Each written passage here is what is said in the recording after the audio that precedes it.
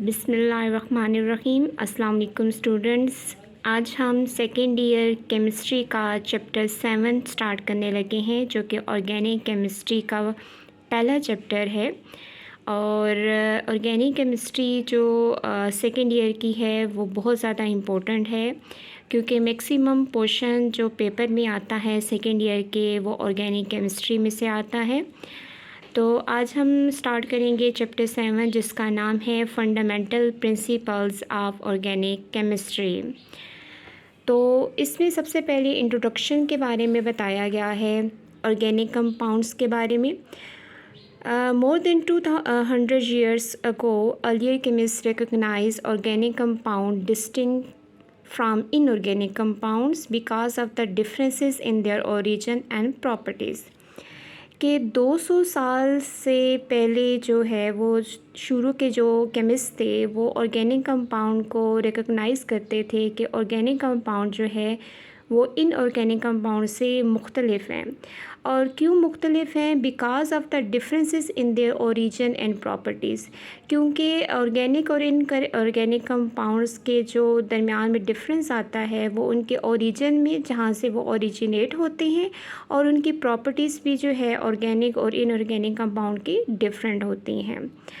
Organic compounds were considered as those obtained from living things, plant and animals, and inorganic compounds were those obtained from non-living or mineral sources. अब organic compound को ये समझा जाता था कि वो compound जो कि लिविंग थिंग्स से, लिविंग ऑर्गेनिज्म से, प्लांट और एनिमल से ऑब्टेन होते हैं, जबकि इनऑर्गेनिक कंपाउंड को कहा जाता था कि इनऑर्गेनिक कंपाउंड्स वो कंपाउंड्स होते हैं जो कि नॉन लिविंग या मिनरल सोर्सेज से ऑब्टेन होते हैं।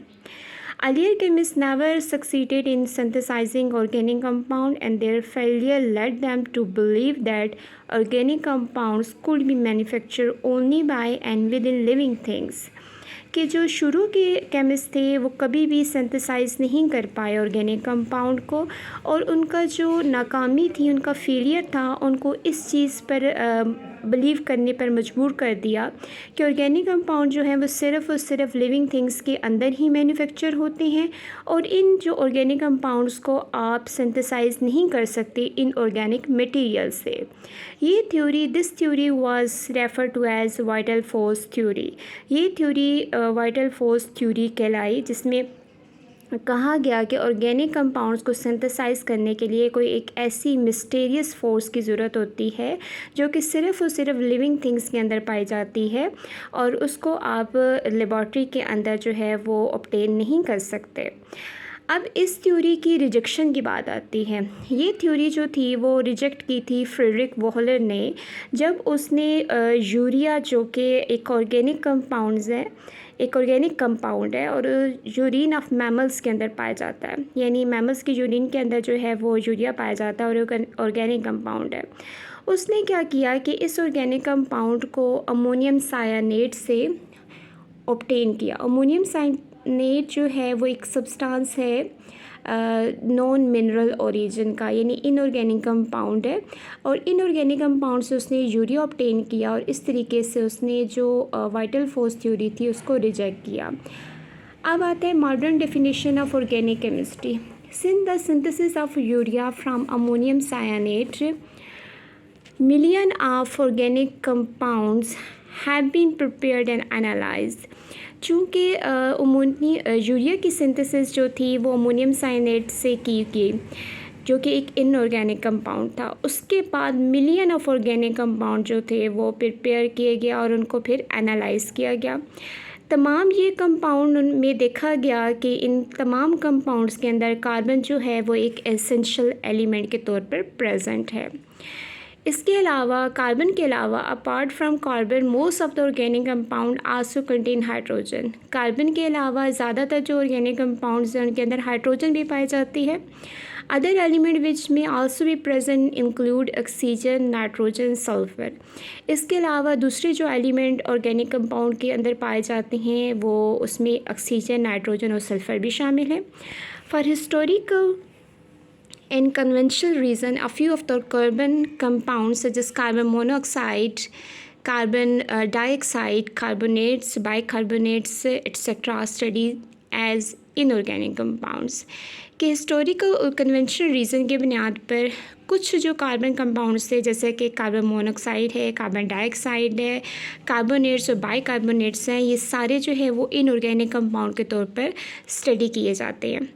It has also been recognized that the chemical forces in organic compound are similar to those which exist in inorganic compounds.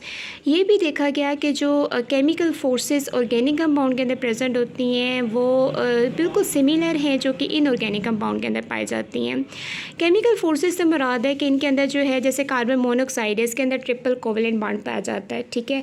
Carbon dioxide है, इसके अंदर जो है वो डबल कोवेलेंट बॉन्ड पाया जाता है और ऑर्गेनिक कंपाउंड के अंदर भी कोवेलेंट बॉन्ड पाया जाता है। तो केमिकल फोर्सेस जो हैं वो इनऑर्गेनिक और ऑर्गेनिक कंपाउंड जो होते हैं वो मोस्ट जो ऑर्गेनिक और इनऑर्गेनिक कंपाउंड होते हैं उनके दरमियान सेम होती हैं, ठीक है। तो ये फिर फेल्ट किया गया, thus it was felt that organic compound should be redefined कि ये सोचा गया और उसको महसूस किया गया कि ऑर्गेनिक केमिस्ट्री को जो है वो रीडिफाइन करना चाहिए।